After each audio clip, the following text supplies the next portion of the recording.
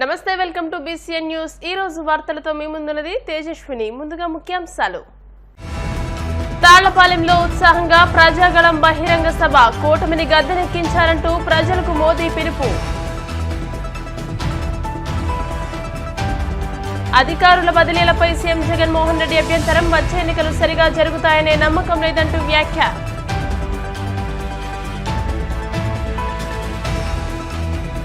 పిఠాపురంలో cine hero Sai Dharam Tej ప్రచారం, పవన్ కళ్యాణ్ ను భారీ మెజార్టీతో గెలిపించాలంటూ ఓటర్లకు విజ్ఞప్తి। సాయి ధరమ్ తేజ్ పై దాడి వార్తల్లో నిజం లేదు, అదంతా తప్పుడు ప్రచారమన్న కాకినాడ డీఎస్పీ కె హనుమంతరావు।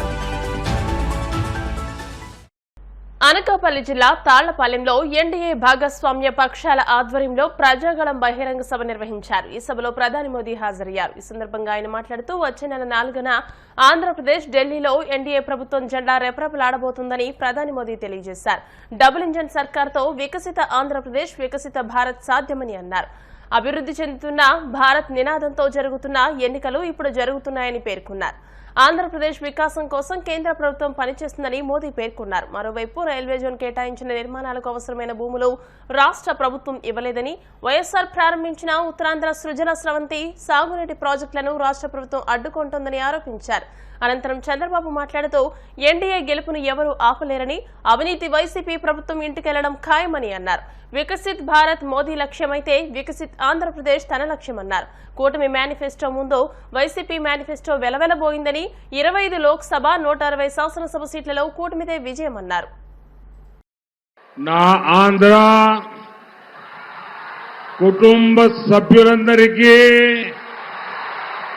నమస్కారం। साथियों, अगर केंद्र सरकार आंध्र प्रदेश में इतना काम कर सकती है तो वाईएसआर कांग्रेस उनकी सरकार क्यों नहीं कर सकती। बीजेपी का मंत्र है development, development, development. YSR Congress का मंत्र है करप्शन, करप्शन, करप्शन।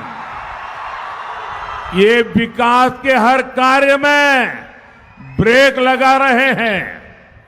हमने विशाखापट्टनम को अलग रेलवे जोन बनाने की मंजूरी दी, लेकिन राज्य सरकार रेलवे मुख्यालय के लिए जमीन नहीं दे रही है। इपड़े नरेंद्र मोदी गारू కూడా చెప్పారు, గెలుపు మనదే, డబుల్ ఇంజన్ సర్కార్, అవినీతి ప్రభుత్వం ఇంటికి। సైకో ఎక్కడికి పంపించాలో మీరే నిర్ణయించాలి। అంటే అధికారం ఉందని ఒక మాటలో చెప్పాలంటే విర్రవీగిపోయిన వ్యక్తి ఈ సైకో। ఒక విషయం మీకు చెప్పాలి, నరేంద్ర మోడీ గారు గడిచిన 10 సంవత్సరాల్లో దేశాన్ని 5వ ఆర్థిక వ్యవస్థగా తీర్చిదిద్దాడు। ఇప్పుడు మళ్ళీ ఒకే మాట చెప్పాడు, ఈ 5 సంవత్సరాల్లో 3వ అతిపెద్ద ఆర్థిక వ్యవస్థగా నిర్మాణం చేస్తామని సంకల్పం చేశారు। ఇది అయిన తర్వాత 2047 వికసిత్ భారత్। అదే సమయంలో మా కళ, నా కళ గాని పవన్ కళ్యాణ్ గారి కళ వికసిత్ ఆంధ్రప్రదేశ్। మేము ఒకటే ఆలోచిస్తున్నాం, నరేంద్ర మోడీ గారి నాయకత్వంలో దేశం ముందుకు పోవాలి, ప్రపంచంలో భారతీయులు నెంబర్ 1 కావాలి, భారతదేశం నెంబర్ 1 కావాలి, భారతదేశంలో ఆంధ్రప్రదేశ్ నెంబర్ 1 కావాలి, తెలుగు జాతి ప్రపంచం మొత్తం నెంబర్ 1 కావాలి। పేదరికం లేని దేశం, పేదరికం లేని రాష్ట్రం మా కళ అని చెప్పి మీకు తెలియజేస్తున్నా. అందుకే ఈ కలయిక, అందుకే ఈ కూటమి సాధిస్తాం. ఏం తమలో భరోసా ఉందా లేదా? ఉంటే గట్టిగా సంకల్పం చేయండి, చప్పట్లు కొట్టి. ఎన్నికలు సరిగా జరుగుతాయనే నమ్మకం తగ్గుతోందని కూటమి నేతలు తనపై కుట్ర చేస్తున్నారంటూ సీఎం జగన్ సంచలన కామెంట్లు చేశారు. పథకాల నిధులు పేదలకు చేరకుండా ఆపుతున్నారని ఆయన ఆరోపించారు. ఇష్టానుసారంగా అధికారులను బదిలీ చేస్తున్నారని, తనను ఉండకుండా చేయాలన్నదే కూటమి లక్ష్యంగా కనిపిస్తోందని అన్నారు. కృష్ణా జిల్లా మచిలీపట్నంలో జరిగిన సభలో ఆయన మాట్లాడుతూ రాష్ట్రంలో నాటిన సంక్షేమ ఫలాలు 15 ఏళ్ల తర్వాత ఫలితాన్నిస్తాయని అన్నారు. తాను చేపట్టిన సంస్కరణలతో రాష్ట్రంలోని పేదరికం మాయమవుతుందన్నారు. వైసీపీకి ఓటేస్తే పథకాలన్నీ కొనసాగుతాయని, చంద్రబాబుకు ఓటేస్తే పథకాలన్నీ ఆగిపోతాయన్నారు. చంద్రబాబు పేరు చెబితే పేదలకు మేలు చేసిన ఒక్క పథకం కూడా లేదని పేదలంతా గ్రహించాలని అన్నారు. ల్యాండ్ టైటిలింగ్ యాక్ట్ పై విపక్షాలు దుష్ప్రచారం చేస్తున్నాయని, భూమిపై దాని యజమానులకే పూర్తి హక్కులు కల్పించడం ఈ చట్టం యొక్క ఉద్దేశమని అన్నారు. ఈ ఎన్నికల్లో ఆ పేదల శత్రువులంతా పేదలకు అండగా నిలబడిన మీ ఒక్క జగన్ మీద ఎంతటి దిగజారుడు రాజకీయాలు చేస్తా ఉన్నారో, ఎంతగా దిగజారి యుద్ధం చేస్తా ఉన్నారో మీరే చూస్తా ఉన్నారు. ఎన్ని అబద్ధాలు చెప్తా ఉన్నారో, అబద్ధాలతో దుష్ప్రచారాలు ఎలా చేస్తా ఉన్నారో కూడా మీరంతా కూడా చూస్తూనే ఉన్నారు. ఇవాళ నేను మీ అందరితో కూడా ఒకటే చెప్తా ఉన్నా.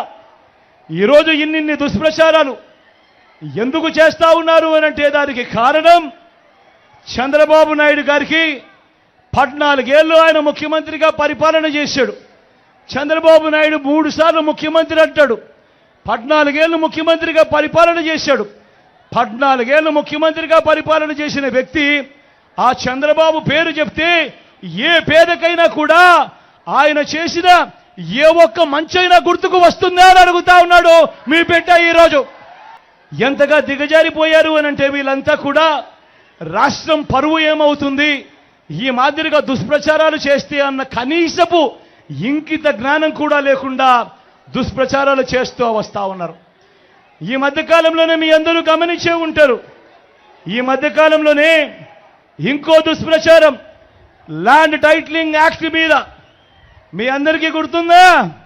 ఇంకో దుష్ప్రచారం ల్యాండ్ టైటిలింగ్ యాక్ట్ మీద ఇంకొక దుష్ప్రచారం. నిజంగా నాకు ఆశ్చర్యం అనిపిస్తుంది. ఈ మాదిరిగా ప్రతి ఒక్కరికి కూడా ఫోన్లు కూడా చేస్తూ ఉన్నారు. ఫోన్లు చేసి కాల్స్ చేసి దుర్మార్గమైన ప్రచారము అబద్ధాలతో చెప్తా ఉన్నారు. నేను అడుగుతా ఉన్నా, ఇంత దారుణంగా మాట్లాడుతూ ఉన్న వీళ్ళందరినీ కూడా అడుగుతా ఉన్నా, అసలు ల్యాండ్ టైటిలింగ్ అంటే ఏమిటో మీలో ఎవరికైనా తెలుసా అని అడుగుతా ఉన్నాను. ఇంత దుర్మార్గపు ప్రచారాలు చేసే వాళ్ళకందరినీ కూడా. ల్యాండ్ టైటిలింగ్ అంటేనే ఆ పేరులోనే ఉంది ల్యాండ్ టైటిలింగ్ అంటే ఏమిటి అన్నది. ల్యాండ్ టైటిలింగ్ అంటే ల్యాండ్ టైటిలింగ్ యాక్ట్కు అర్థం వారి భూముల మీద సంపూర్ణ హక్కులు రైతులకు, భూ యజమానులకు ఎల్లవేళలా ఉండేట్టుగా ఒక చట్టం చేయడమే, ఒక యాక్ట్ తీసుకొని రావడమే దాని అర్థము అని చెప్పి తెలియని ఈ మూర్ఖులకు ఈ సందర్భంగా తెలియజేస్తా ఉన్నా.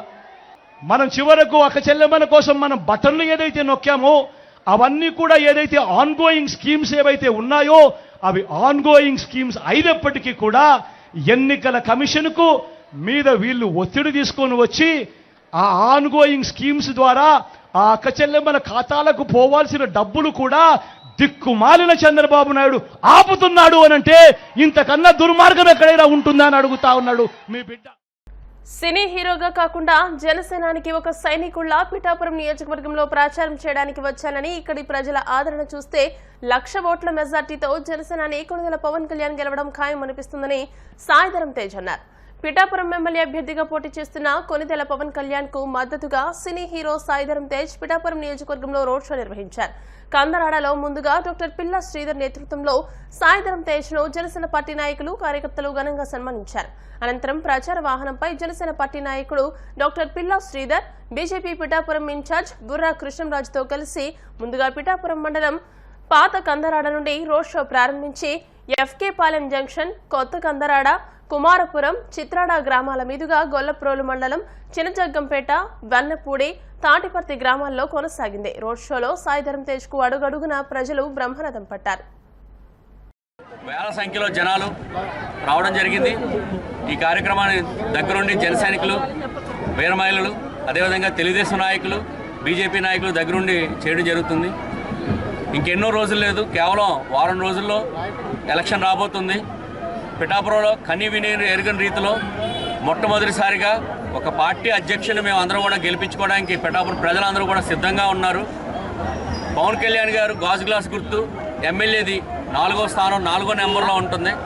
అదేవిధంగా ఎంపీగా శ్రీ తంగెల ఉదయ్ శ్రీనివాస్ గారు పోటీ చేస్తున్నారు.